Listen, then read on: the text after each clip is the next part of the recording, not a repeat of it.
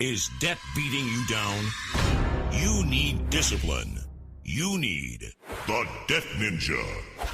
If you've been caught in a financial trap and need to be set free, then you need the Debt Ninja. Want to stop those harassing collection calls, start saving thousands in interest and fees, and get out of debt fast? Then you need to call the Debt Ninja.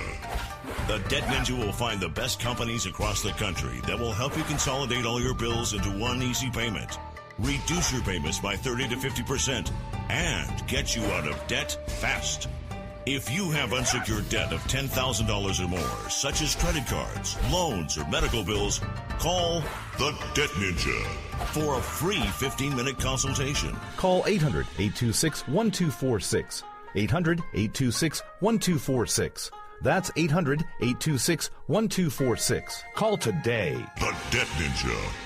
Individuals and businesses with tax problems, listen carefully. Do you feel like you're losing control over your finances? If you owe over $10,000 in back taxes or have unfiled tax returns, we can help you take back control. The IRS is the largest and most aggressive collection agency in the world, and they can seize your bank account, garnish your paycheck, close your business, and file criminal charges. Take control of your tax problems now by calling the experts at Tax Mediation Services and take advantage of the Fresh Start program and new laws that may allow us to negotiate a settlement for the lowest amount possible. Our team of tax attorneys and enrolled agents can stop collections and get you protected so you can take control of your financial future. Tax Mediation Services is accredited by the Better Business Bureau. Call now for a free case review and a price protection guaranteed quote. Call Tax Mediation Services now at 800-610-9050. That's 800-610-9050. 800-610-9050. All writers are prone to becoming so attached to our characters and stories that we struggle to see why a passage may not be working. It takes another set of eyes to help us nurture our writing into full maturity. At Black Wolf Editorial Services, we strive to enable writers to develop and grow, shaping stories into masterpieces that can stand the test of time. Editing services are provided for all genres and all age categories. Services range from critiques of the short story through to the line edits of the full-length novel and copy editing for those preparing for publication. We also offer assistance on generating a writer's bio for your websites, as well as help with those book blurbs and promotional material. We won't abandon you to the masses. We want to celebrate with you in your successes. Black Wolf Editorial Services, nurturing your writing into maturity. For a full list of services and prices, visit us at blackwolfeditorial.com.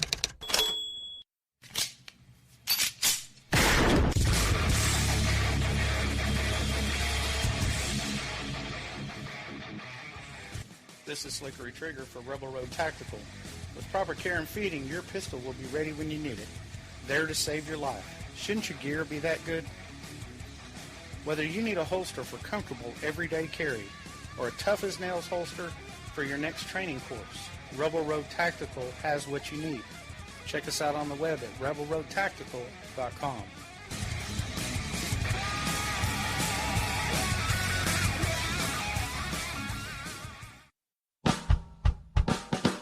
You're listening to the Spark Radio Network, internet radio like you've never heard before.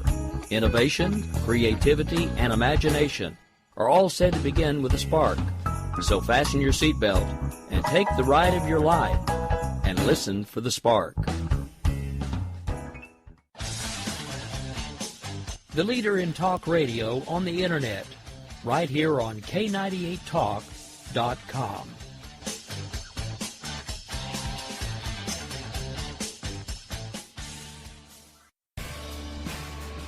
My name is Jessie. I'm a United States Special Forces widow. This gives me a unique perspective on the world around us.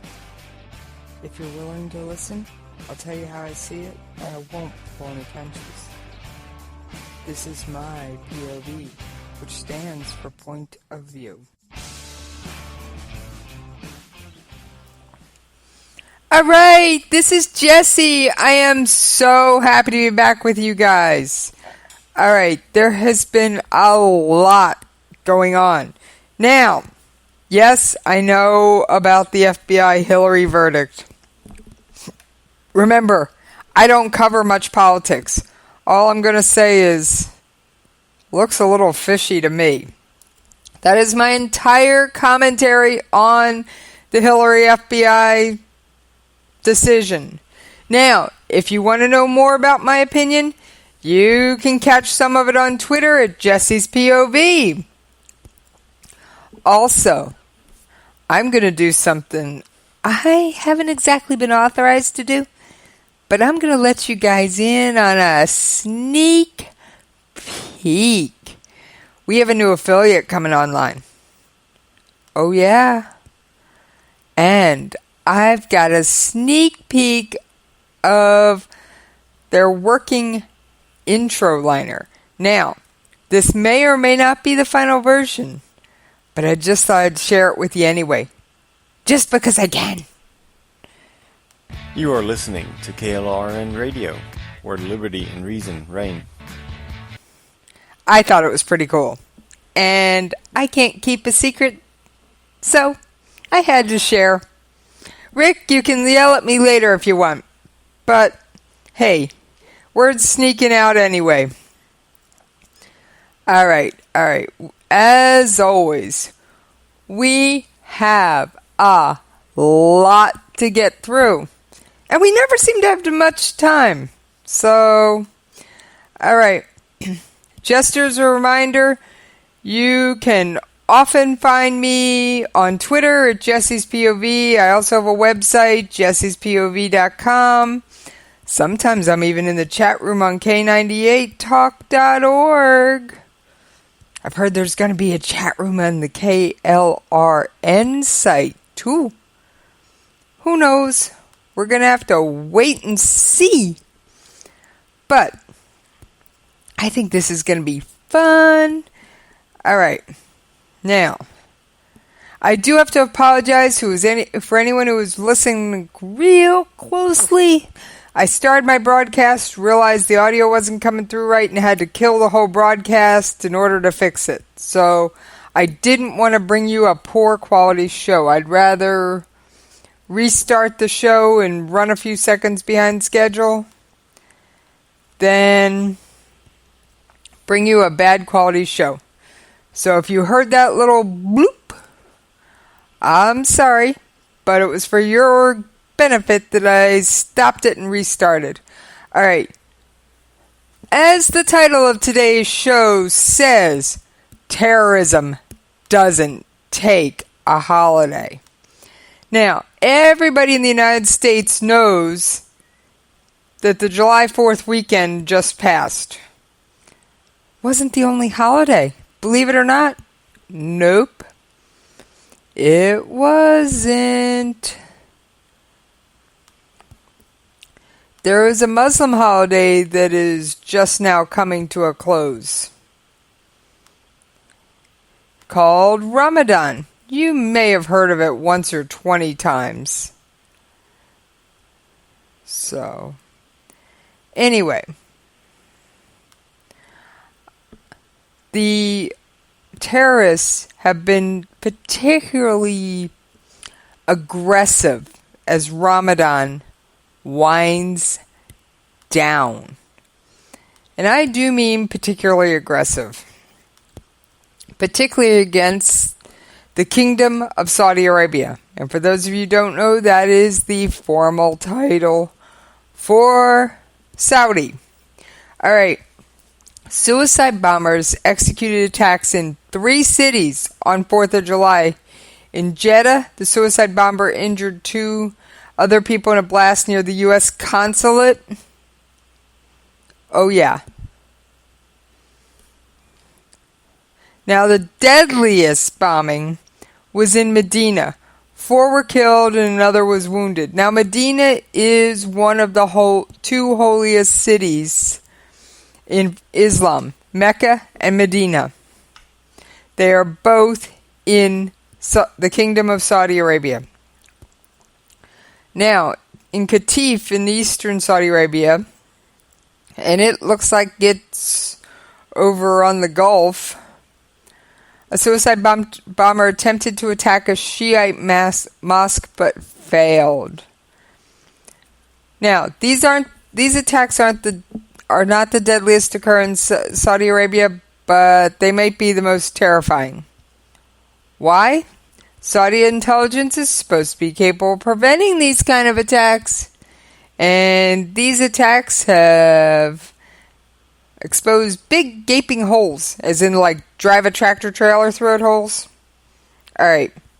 Now, Daesh, or ISIS, or ISIL, take your pick,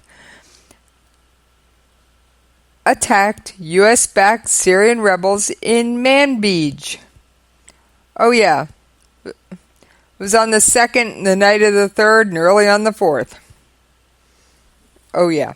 Like I said, terrorism doesn't take a holiday. I did, but they don't. Kind of wish they would. Alright. That's the overview of the terrorist attacks. There were plenty more, and we're going to get to some of those. So,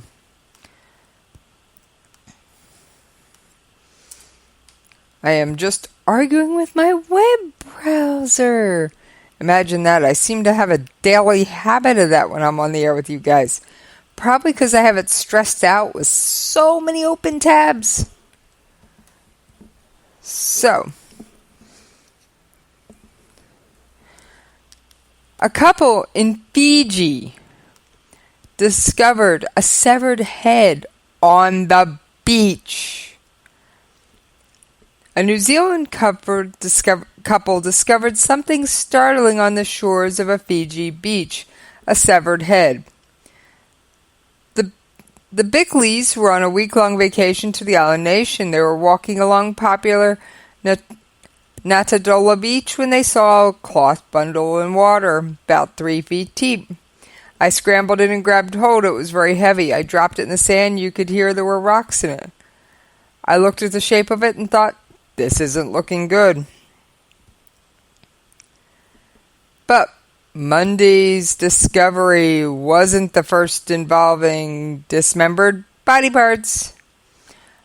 A recent murder case has gripped the country, with another bundle having washed ashore at the site containing 2 pairs of feet weighed down with stones. The head was wrapped in similar netting and fastened by a fishing line. Police believe the victims to be a Russian couple who were reported missing on June 16th by one of their business partners. And they have now confirmed that they are the ones whose body parts were found. Alright. Like I said, murder, terrorism, and I'd call that one murder. But none of this stuff takes a holiday. Alright, if you recall my last live show, Bangladesh had a major terror attack. Now, first of all, Bangladesh, since when are terrorists derailed youths or misguided youths? I'm sorry. That's right up there with saying ISIS is a neighborhood street gang. Not kosher. Alright. So, the bodies of 9 Italians and 7 Japanese killed the militant in Bangladesh were returned home Tuesday as investigators in Dhaka searched for clues about the masterminds of the gruesome attack. They left 28 dead. Initial response was slow, but the police thought any attack was more likely to target embassies, major hotels, and restaurants. Holy Artisan restaurant attack on that night, the official said, I hope they'll understand the reality. He said it has to be investigated, whether there was an intelligence failure. He is not sure at this point. Bangladesh's national police chief told reporters on Monday that the captured gunman was one of 2 people who have now been formally arrested over the hostage siege.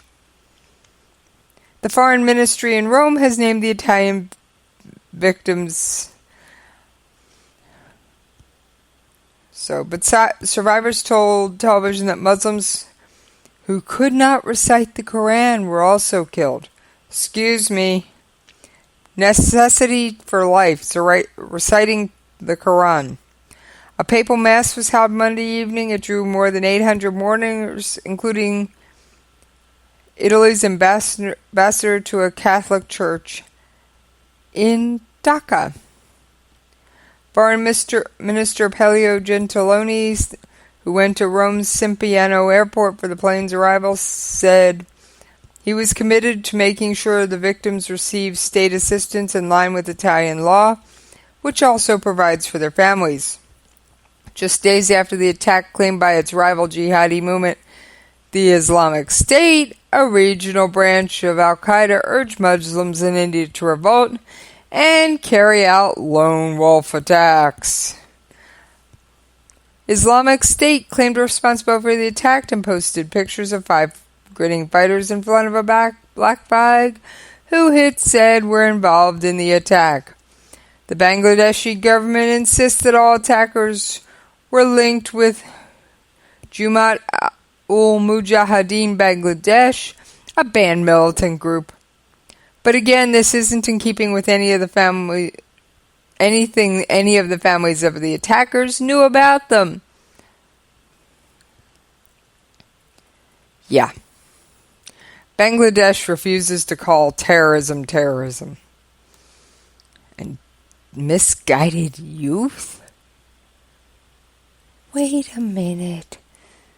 I don't even want to go there. I don't even want to go there. I need the duct tape so my head won't explode. Alright.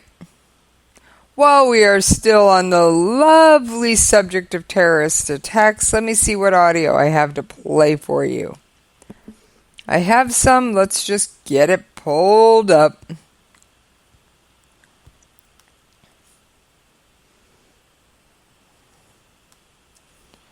So, there were also several attacks in Baghdad. Yes, I said Baghdad.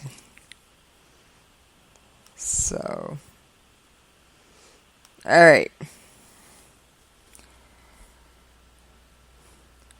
There were several large attacks in Baghdad that have caused large numbers of casualties.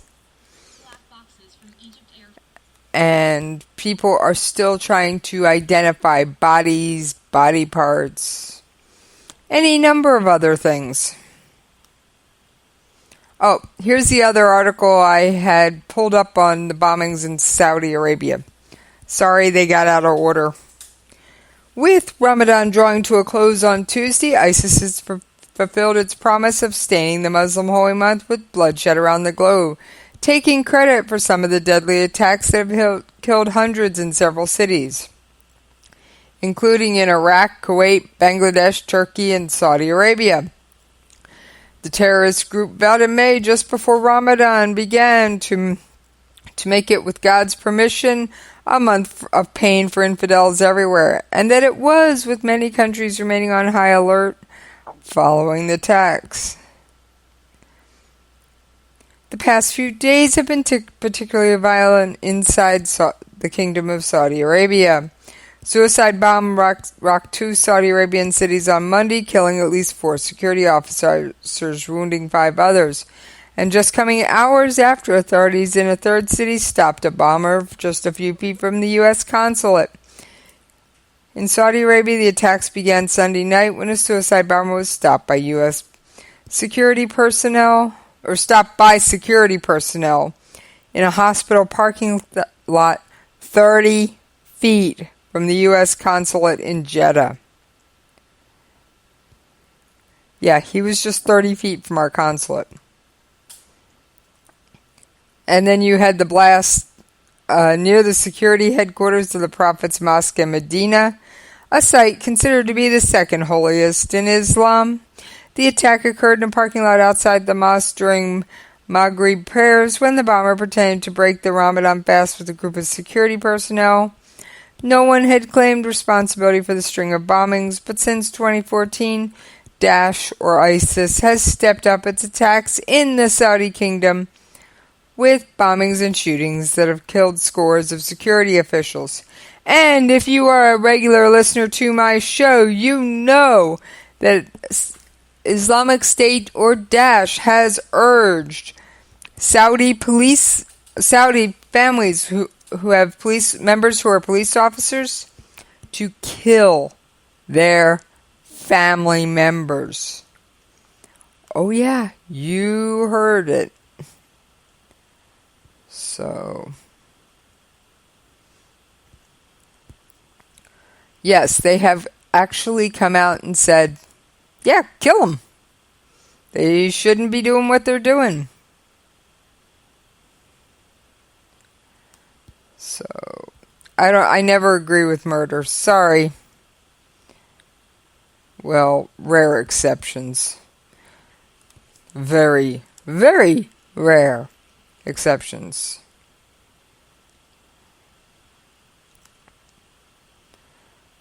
Alright, just checking on a couple other things. Yes, let's take that quick trip through my mailbox since we just have a few minutes left before I go to commercial break at the bottom of the hour. Yes, I love taking you guys through my mailbox. Never know what I'm going to find. Now, I don't read you everything I find. I pick out the best ones for you guys. The UN Health Agency says national authorities are investigating whether 3 cases of the Zika virus discovered in Guinea-Bissau are of the same strain as the one behind outbreaks linked to head and brain abnormalities in Brazil.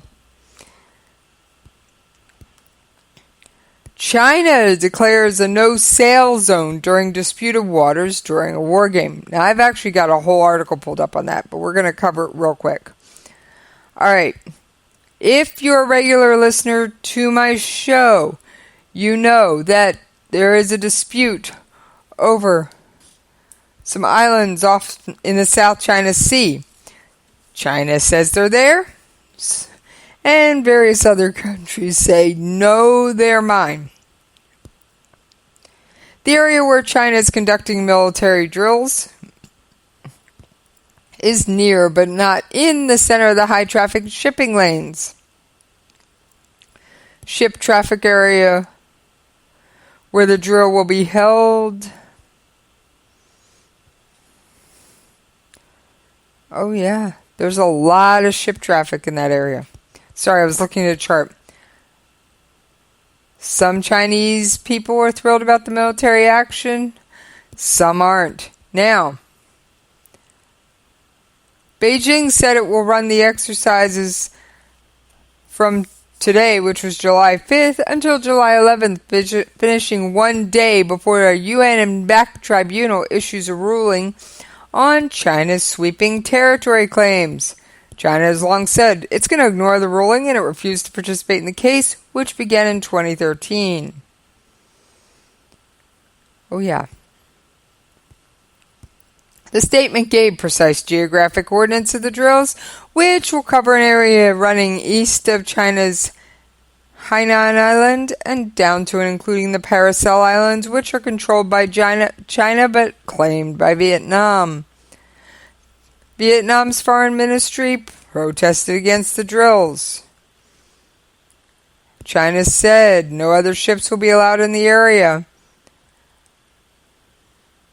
which has a perimeter of just 1,300 square miles and encompasses a little over 100,000 1,300 square kilometers. Misread that. And encompasses a little over 100,000 square kilometers, or 38,610 square miles. To give you an idea, the U.S. state of Kentucky is about 40,000 square miles.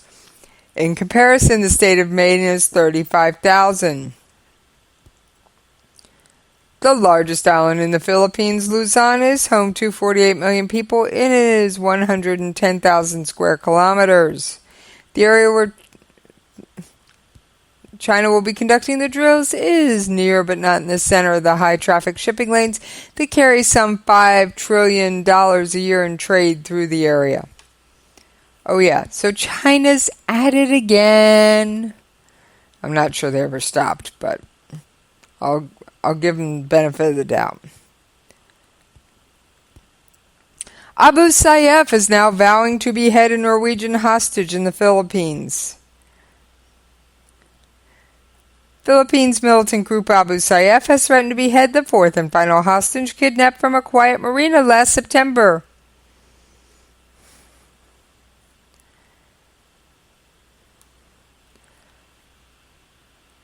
And the Dhaka attackers were educated and well off, which defies the usual stereotypes for suicide attackers. The Brexit vote won't stop the European Union enlargement, says France and Germany.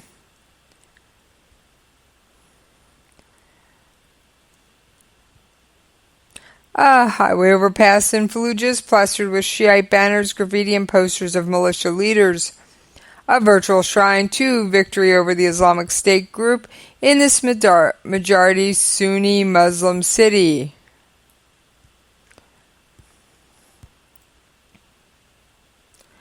Kuwait detains Islamic State suspects and foils an attack. Kuwait security forces said on Monday they have arrested several suspects with alleged ties to the Islamic State group, including an 18-year-old man planning to attack a Shiite mosque in the final days of the Muslim fasting month of Ramadan, which ends this week.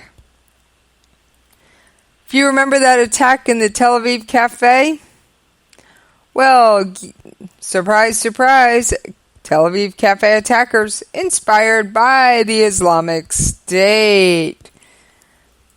All right.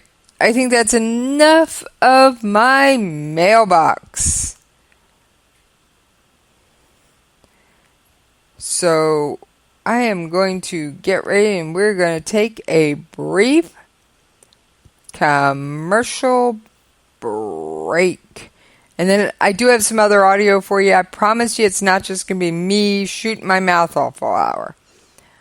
I've got stuff on the Egypt Air flight. I've got all kinds of cool stuff.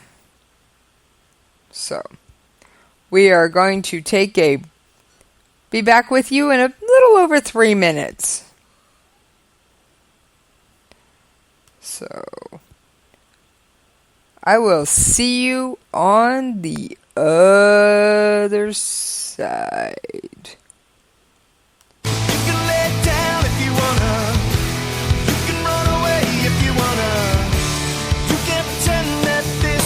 Totally okay if you wanna.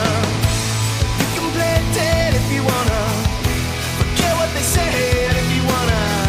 Turn your back on the country needing you right now. But I don't wanna. It doesn't come as much as a surprise. If you want to work until you keel over, have less of everything in retirement, or give back more of your hard-earned money to the stock market again, then just ignore me. But if you'd like to protect the money you save, receive a steady, predictable retirement income, and enjoy financial security for as long as you live, then listen to this. You can download a free report that reveals the wealth-building secrets Wall Street and the banks don't want you to know. You'll learn how you can get guaranteed growth, safety, and real prosperity without risking your money in the Wall Street casino, and how to get the money you need when you need it, simply by asking for it. This is the best way to have a 100% secure retirement, and know your money will last as long as you do. To learn more about this method, and to get your free report, go to 29security.com. That's the number 29security.com. 29security.com. Go to 29security.com. Tired of paying outrageous prices for Viagra? Well, we have great news for you. Now you can finally get Viagra at huge discounts. Healthy Man allows you to save up to $500 on Viagra. Why pay U.S. pharmacy prices of $15 per pill or more when you can get Viagra for less than $3 a pill? Call today and get 40 Viagra pills for only $99. This can cost as much as $600 at your local pharmacy. You can't afford not to call us. If you want Viagra at the lowest prices, never pay $15 a pill pharmacy prices again. Get Viagra for less than $3 a pill. Call 1-800-516-7602 today and save up to $500 and get 40 pills for just $99. Healthy Man is fast, easy, and affordable. Operators are waiting at 1-800-516-7602 to take your call right now. Call 1-800-516-7602. That's 1-800-516-7602. Again, 1-800-516-7602. Individuals and businesses with tax problems, listen carefully. Do you feel like you're losing control over your finances? If you owe over $10,000 in back taxes or have unfiled tax returns, we can help you take back control. The IRS is the largest and most aggressive collection agency in the world, and they can seize your bank account, garnish your paycheck, close your business, and file criminal charges. Take control of your tax problems now by calling the experts at Tax Mediation Services and take advantage of the Fresh Start program and new laws that may allow us to negotiate a settlement for the lowest amount possible. Our team of tax attorneys and enrolled agents can stop collections and get you protected so you can take control of your financial future. Tax Mediation Services is accredited by the Better Business Bureau. Call now for a free case review and a price protection guaranteed quote. Call Tax Mediation Services now at 800-610-9050. That's 800-610-9050. 800-610-9050. Prone to becoming so attached to our characters and stories that we struggle to see why a passage may not be working. It takes another set of eyes to help us nurture our writing into full maturity. At Black Wolf Editorial Services, we strive to enable writers to develop and grow, shaping stories into masterpieces that can stand the test of time. Editing services are provided for all genres and all age categories. Services range from critiques of the short story through to the line edits of the full-length novel and copy editing for those preparing for publication. We also offer assistance on generating a writer's bio for your websites, as well as help with those book blurbs and promotional material. We won't abandon you to the masses. We want to celebrate with you in your successes. Black Wolf Editorial Services, nurturing your writing into maturity. For a full list of services and prices, visit us at blackwolfeditorial.com. All right. Thank you for putting up with those commercials. Gotta pay those bills. Come on now. All right. I promised you some other stuff. I have some information on the blasts in Baghdad that I referenced earlier. So I've got some audio. We're going to take a listen to it, and I will warn you, it's kind of long, but I felt it was worth the time. So let me just check one thing here, and then we will get to the audio. So... But yeah, this audio is about the deadly attacks that Sabari. He's Iraq's deputy prime minister, took place in finance Baghdad. Minister as well, and he joins me live on the phone now from Baghdad. Mr. Deputy Prime Minister, welcome to the program. You heard what we've just been talking about. Iraq, the government, cannot defend and cannot keep the capital secure. Is this a direct result of the offensive against Fallujah, or is there a whole other load of ISIS cells in the city? Well, Christian, first I'm the finance minister, and Saturday night bombing really was a devastating attack, both in human and material loss, as your footage have shown. But this was a direct result of ISIS defeat in Fallujah. Fallujah was the hotbed of ISIS fighters, suicide bombers, recruiters, who were penetrating Baghdad. But all along, our military, our government have said and maintained that the key goal for us to deny the Islamic state of its territory, or the Khilafat, ISIS Khilafat of its territory and authorities. And we've been making successes repeatedly. Now the focus is on Mosul to drive them out. But really, this has been a very deadly attack, and the timing also, the intensity of the explosives have cost many lives. Many people are still missing, and there is a great deal of anger about the failure of security arrangements to protect Baghdad. Baghdad is a large city, Christian, as you know, over 7 million people, and it's extremely difficult to control all the roads to the city. But believe me, this will not demoralize the security forces or the people to move on. As you said, you followed the Iraq story from the beginning. This has been the most deadly attack. But as we see today in Saudi Arabia, the other day in Istanbul, in Dhaka, there is this global call for ISIS, for the jihadis, to move on, to push their evil scheme. Right, Mr. Zabari, exactly. And I was going to ask you, is this the price of going after them, whether it's in Raqqa, whether it's in Ramadi, whether it's Fallujah or Mosul? Because some are saying that hitting them there, they are, then targeting soft civilian targets in your cities. I mean, do you expect more of this? Well, I believe this is a battle, really. This is an existential battle against these evil forces. So we have no choices but to move on and to push and to flush them out, to defeat them, and to deny them any territory or control over any territorial gains in Iraq.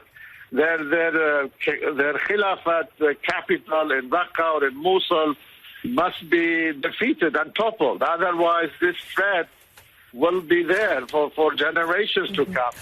And this organization really is not a military organization. It's an underground, a terrorist, ideological, and fundamentalist one.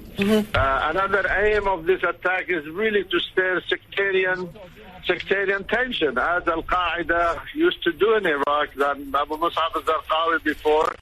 I think they are the follower of the same creed. Mr. Zabari, we're just going to show a map that we have here, which shows that since 2014, ISIS appears to have been denied at least half the territory it used to hold. The green is what it's lost, the red is what it still controls.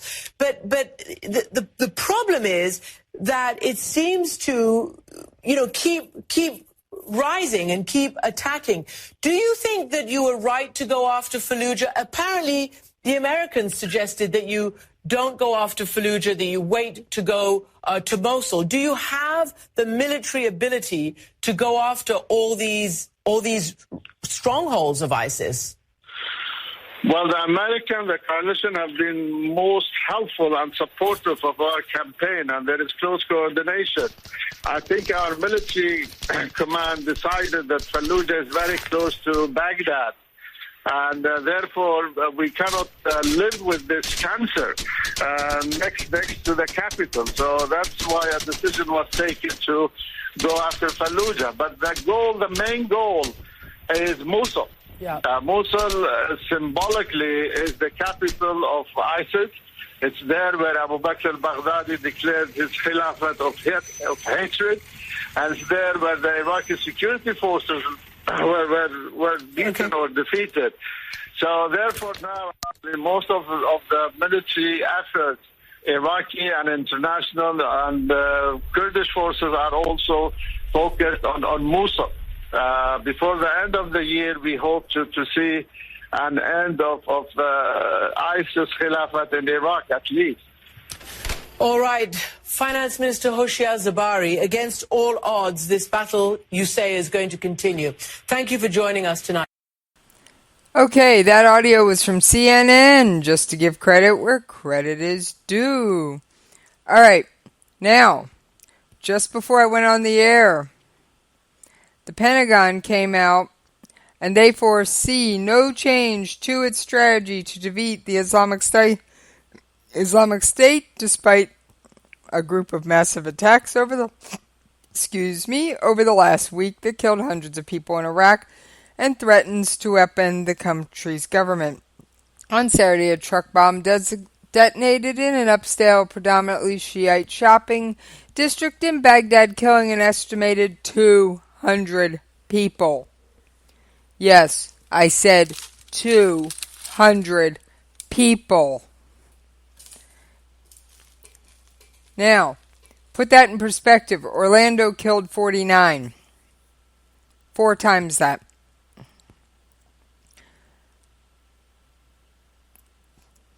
This quickly led to the resignation of the country's interior minister. Then, as Iraqi Prime Minister Haider al-Abadi tried to visit the bombing site and pay respect, his convoy was pelted with rocks, according to news reports. Several news outlets reported the attacks have been increased Iraqis' frustration with their government's inability to prevent large-scale bombings or protect Baghdad.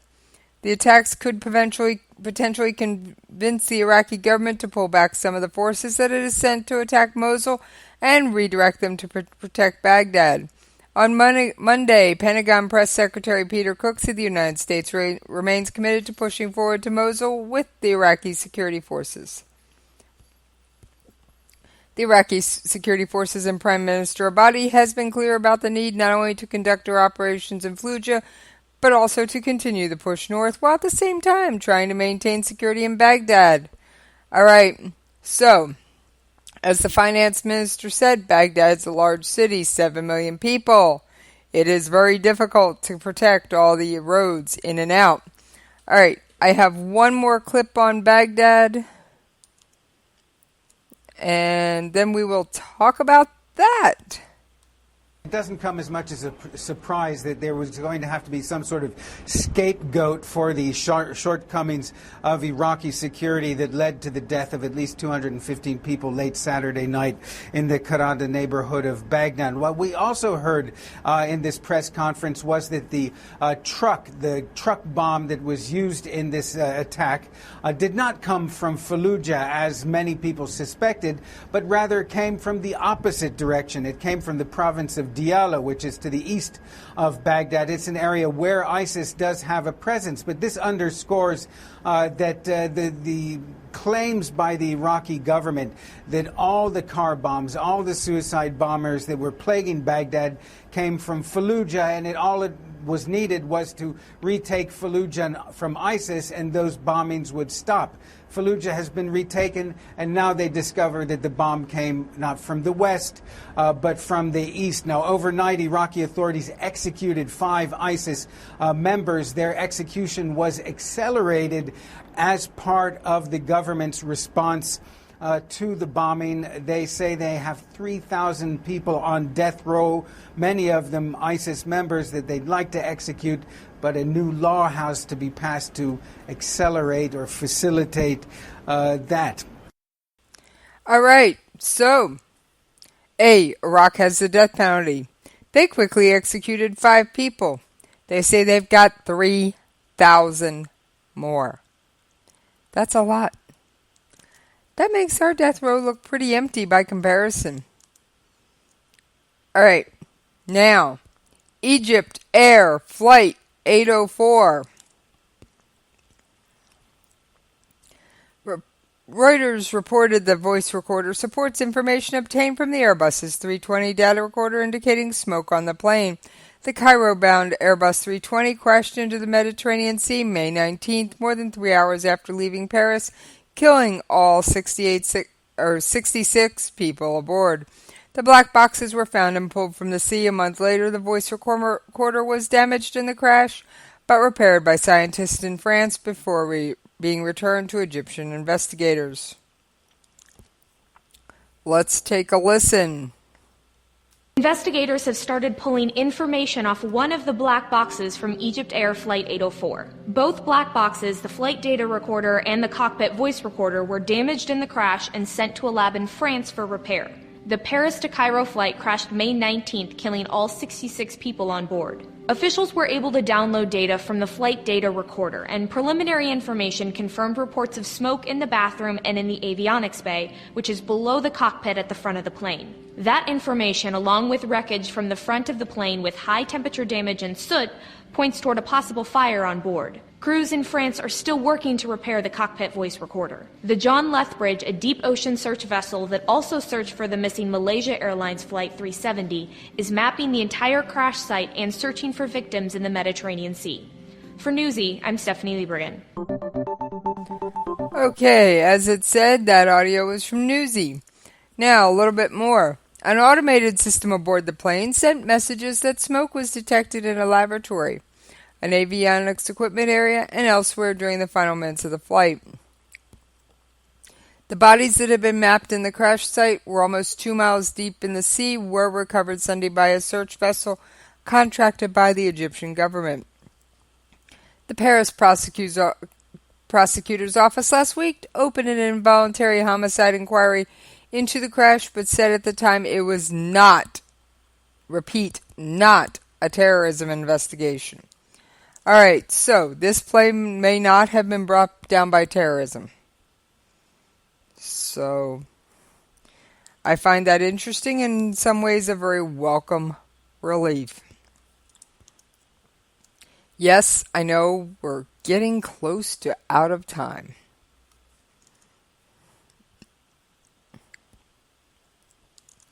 Now, the attacks in Saudi Arabia. Yeah, I know, I'm bouncing around.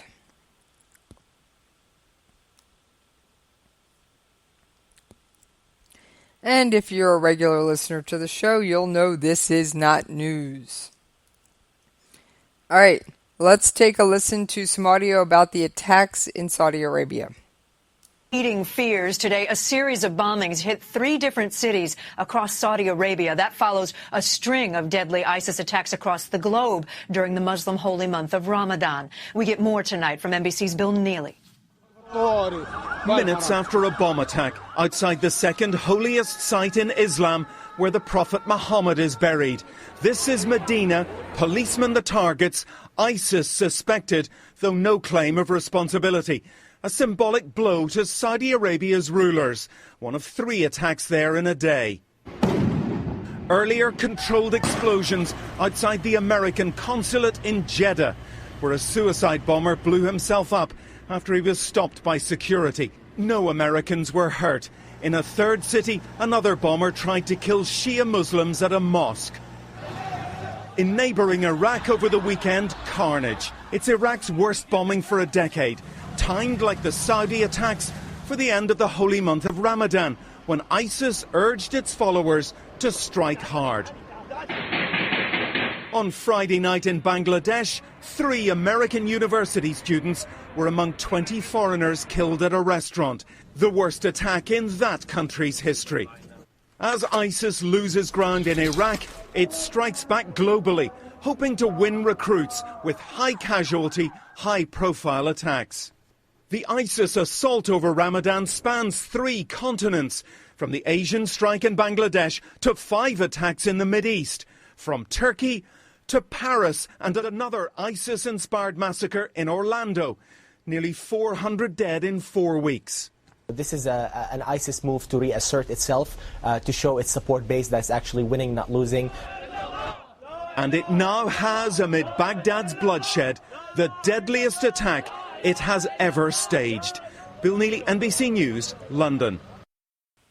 All right, so ISIS called on its followers, make the holy month of Ramadan bloody for the infidels. And I hate to say it, they listened.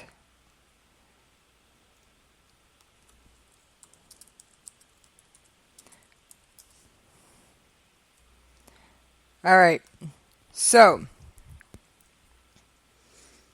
let's look over. I've got a map pulled up of Ramadan violence. Let's take a look at it. And I know you can't see the map. The United States, Orlando.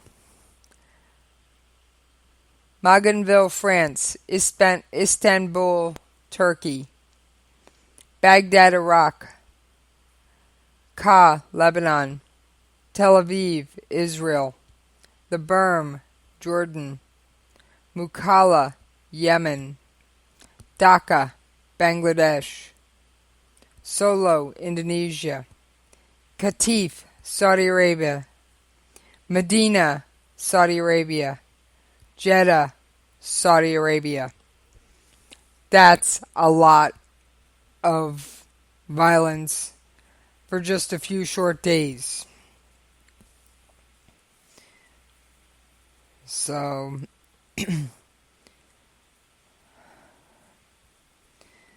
this war on terror is unfortunately far from over. And people are calling the attack on Medina as an assault on Islam itself. And this is, I'm going to read the whole thing. For many Muslims worldwide, as Harun Mogul, senior fellow at the Center for Global Policy, writes, this one is assault on Islam itself. And that he is referring to the attack in Medina, the second holiest site in Islam. Alright. The Medina attack prompted an outpouring of outrage and condemnation, prompting hashtags such as Pray for Medina and bombing at holy site of Medina to trend on social media. Many tweets in Arabic apologized to the Prophet Muhammad for attackers having struck in the city, seen in Islamic tradition as a safe haven for the Prophet after he led the persecuted early Muslim community there from Mecca. And one Twitter wrote, "O Messenger of Allah, they did not respect the prestige of your residence in their neighborhood."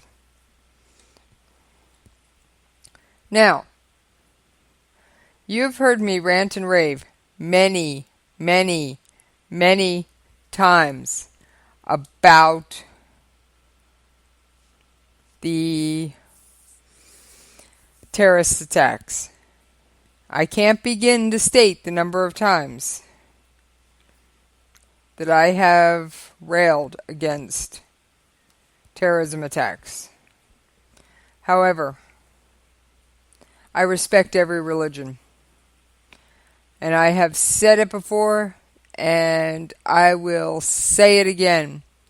You are welcome to practice whatever religion you would like, as long as you let me practice the religion of my choice, and your religion isn't telling you to kill me for mine. As long as you don't take that out of your religion and actually try and make it come to fruition. All right. I've got another story, and it kind of relates to terrorism. Remember Guantanamo Bay, usually called Gitmo? Brazilian authorities are trying to locate a former Guantanamo Bay detainee who was resettled in Uruguay and may have entered neighboring Brazil. Presidential Chief of Staff Elisu Padilla told journalists on Tuesday that Brazilian police are trying to determine the whereabouts of Syrian native Abu Wael Diab. Federal police have said there is no record of Diab entering the country. Padilla's confirmation comes after Avianca Airlines last week issued an international alert saying Diab could be trying to enter Brazil with a fake passport. Uruguayan authorities have insisted for weeks that Diab is visiting Brazil and that as a refugee he's entitled to leave Uruguay. Diab is one of 6 former Gitmo detainees resettled in Uruguay in the late 2014 after being freed by U.S. authorities. Alright, so we turned him loose. He made like a rabbit and ran. And now we can't find him. Gotta love the Obama administration's thought process here. So, I mean, really?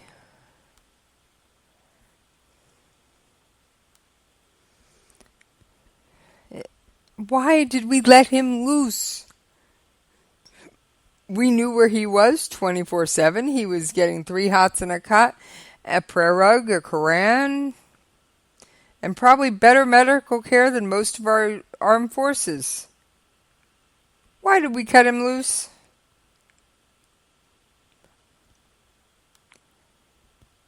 So,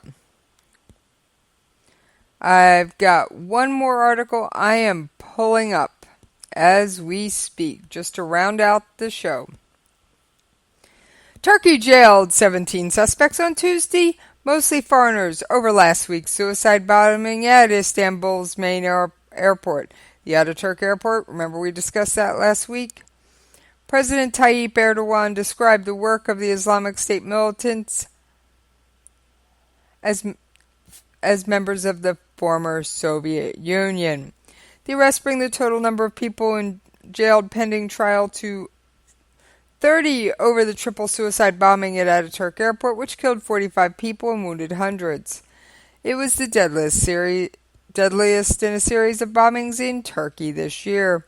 It was followed by major attacks in Bangladesh, Iraq, and Saudi Arabia in the past week. All apparently timed for the run-up to Eid al-Fitr, the holiday marking the end of the Ramadan holy fasting month. Now, this holiday, Eid, is very much a Muslim holiday. It is a time for feasting and enjoying friends and family, and typically money is given, especially to the young children, pretty much to the young children. They get gifts, they get money, they get things like that. It's very much a festival holiday. It's meant to be a merry type event, not one where you have to fear for your life. Think of it as if you had to fear for your life on Christmas.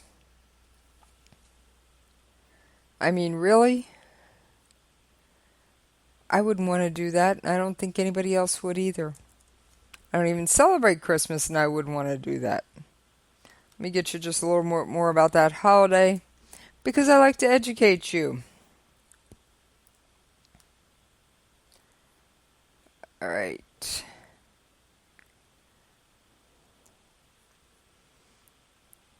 Good old friend Wikipedia. Eid al-Fitr is a festival breaking of the fast. It is an important religious holiday celebrated by Muslims worldwide that marks the end of Ramadan, the Islamic holy month of fasting. The religious Eid is a single day during which Muslims are not permitted to fast. The holiday celebrates the conclusion of 29 or 30 days of dawn to sunset fasting during the entire month of Ramadan. The day of Eid, therefore, falls on the first day of the month of Shawwal. The date for the start of any lunar Hijri month varies based on the observation of the new moon by local religious authorities, so the exact day of celebration varies by locality. Okay.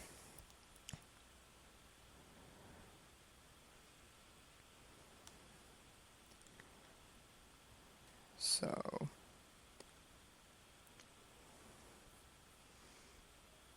but yeah, there you have a quick summary of the celebration of Eid. I do try and cover a little bit of everything here. So, well, with that, I'm